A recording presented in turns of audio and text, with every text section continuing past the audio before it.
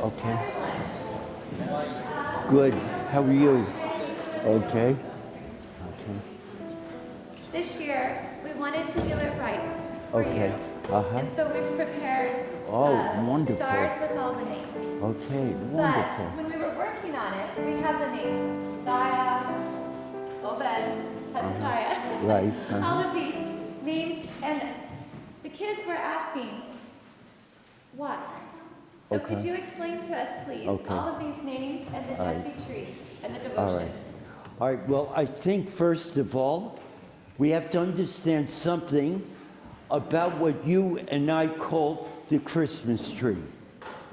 Now, there's a reason why the Christmas tree is very, very, very prominent.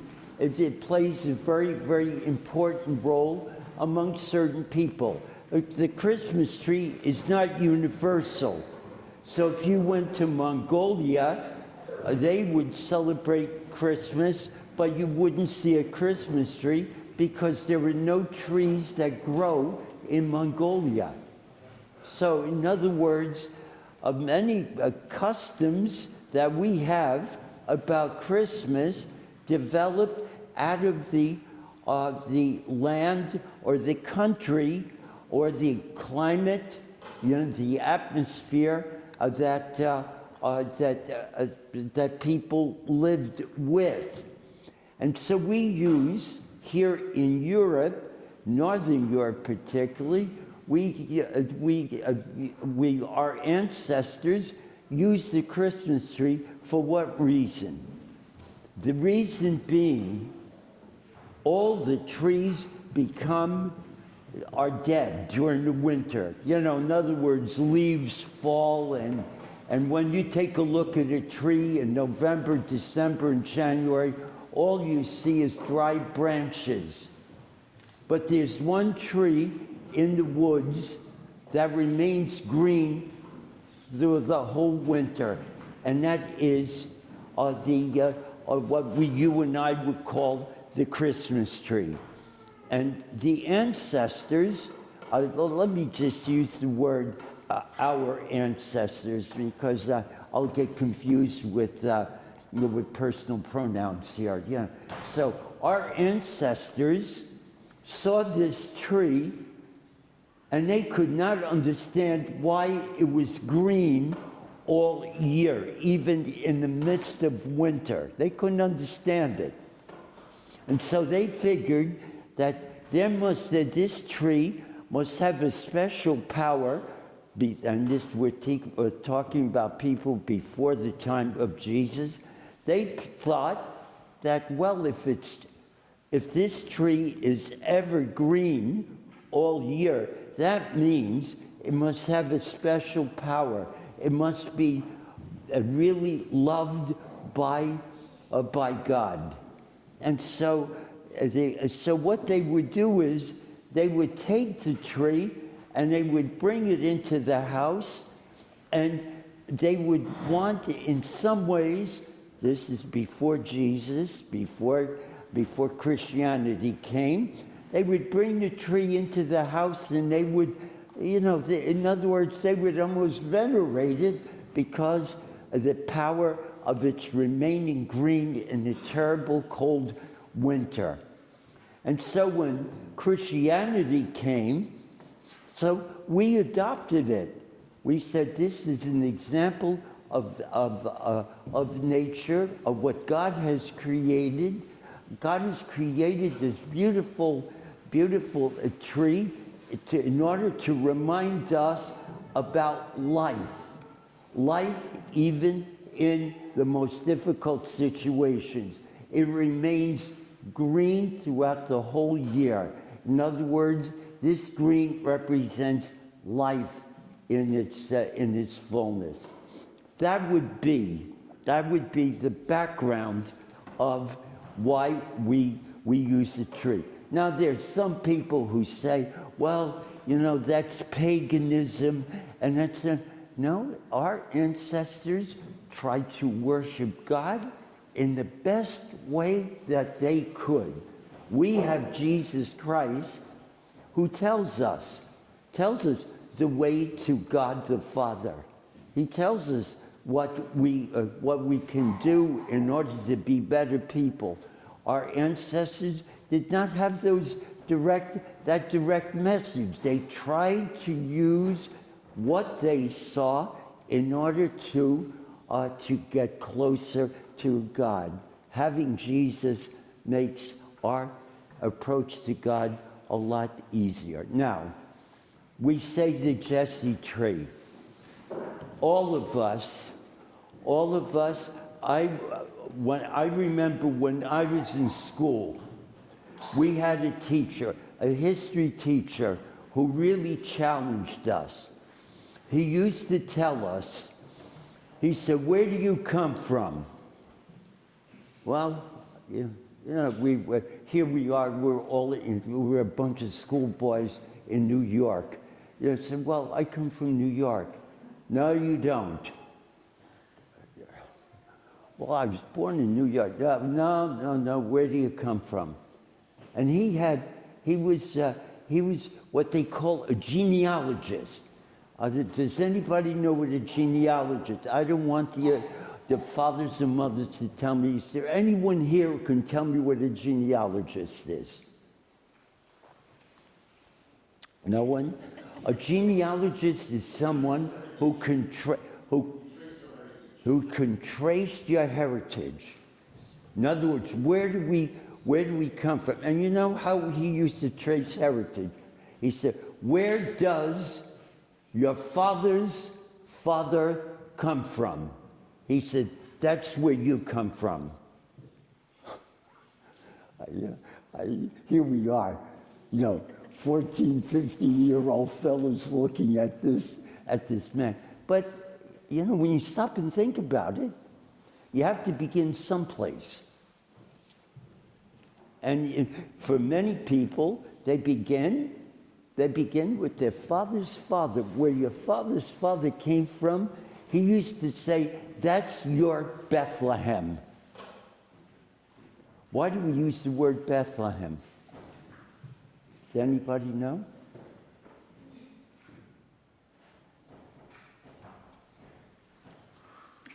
Where did Jesus come from? Okay. No, I think we're getting somewhere. Good. It's a quiet morning. It's good. So, in other words, that is where your origins are. Now, there's some people who trace everything back to their mother's mother. It depends. It depends on your tradition. It depends on the history of your family, etc. But, so what we do is we use the Jesse tree. Why do we call it the Jesse tree? Does anybody know? Does anybody know? The father of King David was? Jesse. Okay? And so, King David was sort of the prototype of the family from which Jesus came from. Jesus, son of David, have mercy on me. And in other words, Jesus was descended, his great-great-great-great-great-great-great-great-great-great-grandfather was King David. But where did King David come from? What was his father's name? Jesse. So in other words, so we say the tree of Jesse. Jesse is, you might say, the origin of all the names that are going to be put on the tree. Some of them are kings, some of them are criminals, some of them are rogues, some of them are people whose profession we cannot even mention here in church. So Jesus is descended from some pretty interesting people, just like you and I. Because when we get back into history, I won't entertain you with I found out about my family history. I mean, all of us, the good, the bad, the indifferent, you know, where Jesus took on himself all humanity. Everything, he took upon himself everything except sin, to show us that no matter where we come from, no matter what our background is, no matter what color of our skin, no matter what we think of ourselves or what people think of our families, we are still the sons and the daughters of God. Amen. We're loved. We're loved by Almighty God the way we are. Someone once said, there's a famous Russian writer who once said, he said, what is love? He says, love is the recognition of someone the way God wants us to be. To love someone means you recognize them as the way God made them and wants them to be. Love is creative. Love creates. You wouldn't be here if your father and mother did not love each other. You wouldn't be here. I wouldn't be here. What a wonderful gift. Just imagine, a love between two persons is creative. And so, with Jesus. So we put these signs, and these signs, there were 22 kings of Judah, all the sons, grandsons, great-great-great-great-great-grandsons of King David. We hang them on the tree to remind us that we're identified with Jesus in his human nature. So this, is Jesse tree. Thank you, Father. Remember, Jesse was the father of King David, and all the names that are put on the tree all come from the family of David, and the ultimate member of the family of King David was Jesus our Lord. And let's ask that the power of the Holy Spirit come into our lives as we prepare to celebrate this first Sunday of Advent, as we are getting ready to celebrate not only the feast of Christmas, but to celebrate the presence of Jesus among us.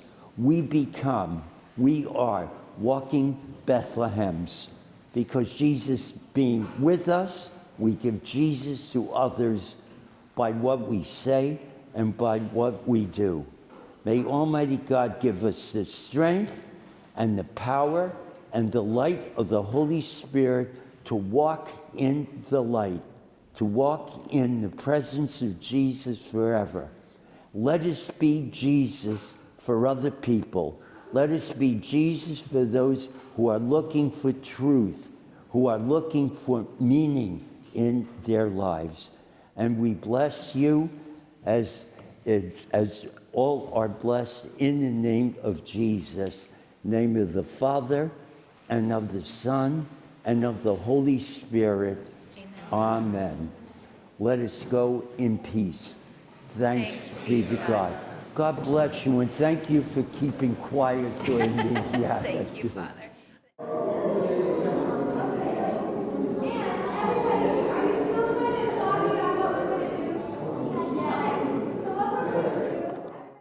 And so on this Jesse tree, we bless this tree as a symbol of Almighty God's love and concern, and a sign of the beauty of his creation.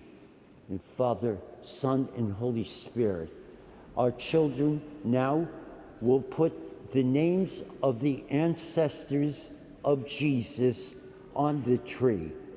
The first chapter of the Gospel of St. Matthew relates all those who had preceded Jesus in his human nature. There were 22 kings. There were people of different nationalities, of different backgrounds. There were pagans. There were criminals. And Jesus is descended from them as human beings, all of us. All of us share human nature with all its foibles and with all its beauty, and for its final destination in the kingdom of heaven.